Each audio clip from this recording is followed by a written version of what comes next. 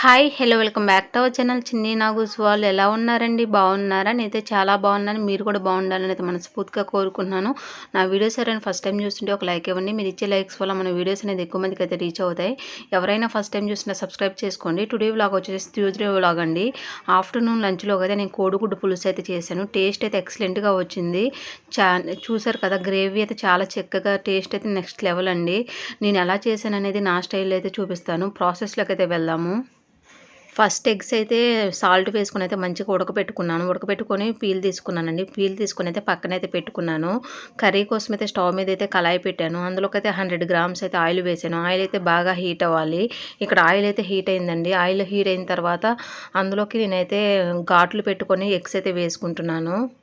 Heat అయిన ఆయిల్లోకి అయితే ఎగ్స్ అయితే ఘాట్లు పెట్టకుండా వేసామంటే పేలుతాయండి. జాగ్రత్తగా కొంచెం ఘాట్లు పెట్టుకైతే వేసుకోండి.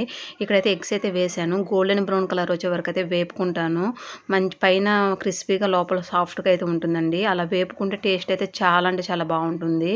నేనైతే ఇక్కడ వేపుకుంటాను.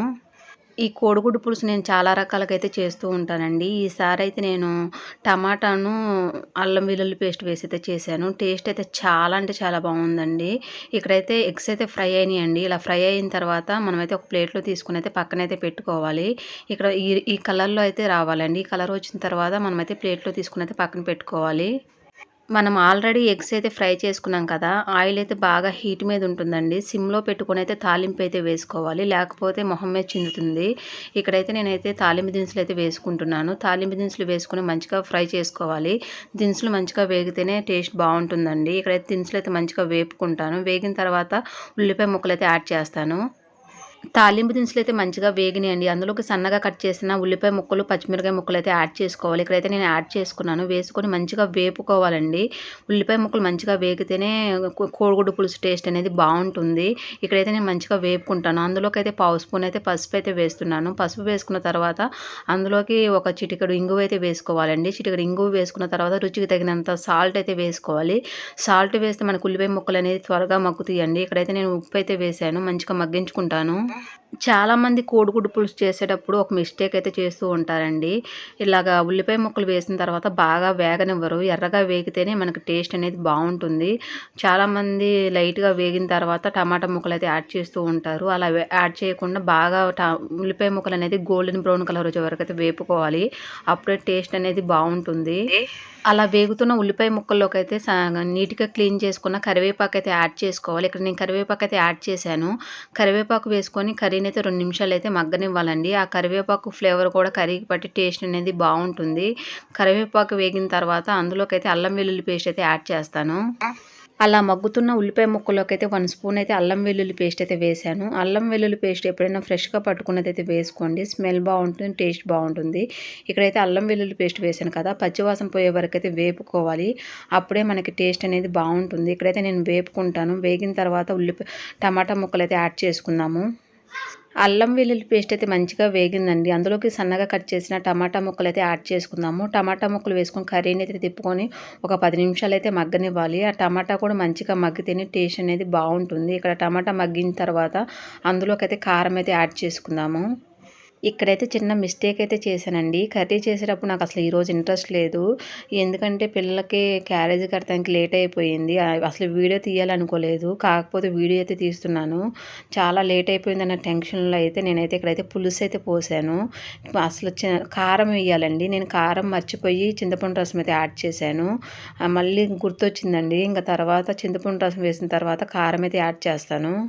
చింతపండు పులుసు పోసిన తర్వాత అందులోకి ముందుగా ఫ్రై చేసుకున్న ఎగ్స్ అయితే యాడ్ చేసుకోవాలండి. ఇక్కడ ఎగ్స్ అయితే వేసాను. ఎగ్స్ వేసిన తర్వాత నాకు కారం వేయలేదని అయితే గుర్తుకొచ్చింది.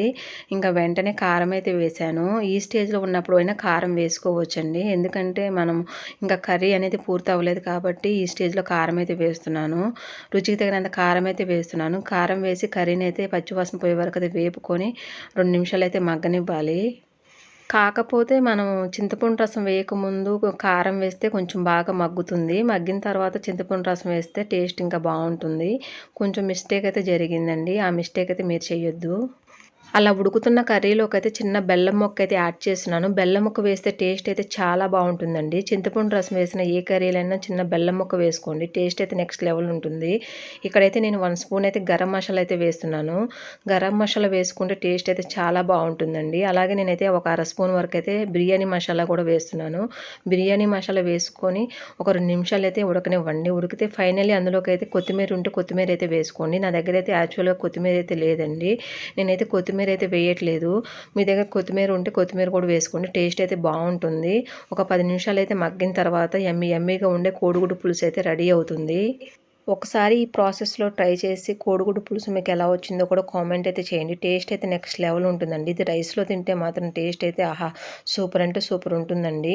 నా వీడియో చూసి ప్రతి ఒక్కరికి థ్యాంక్ యూ సో మచ్ అండి. ఈ వీడియో అయితే ఇక్కడితో ఎండ్ అవుతుంది. ఈ వీడియో చూసిన ప్రతి ఒక్కరు ఒక లైక్ అయితే ఇవ్వండి. మీరు ఇచ్చే లైక్ నాకు చాలా ఇంపార్టెంట్ అండి. Please support me. Video skip చేయకుండా చివరి వరకు అయితే చూసేయండి. చాలా అంటే చాలా బావుంటుంది. ఐ హోప్ ఈ వీడియో నచ్చిందని అనుకుంటున్నాను. ఈ వీడియో నచ్చితే లైక్ చేయండి, షేర్ చేయండి, కామెంట్ చేయండి. Please subscribe my channel. పక్కనే బెల్ ఐకాన్ ఉంటుంది. దాన్ని క్లిక్ చేయండి. మరొక మంచి వీడియోతో మళ్ళీ కలుసుకుందాం. Thanks for watching. Bye friends. Bye.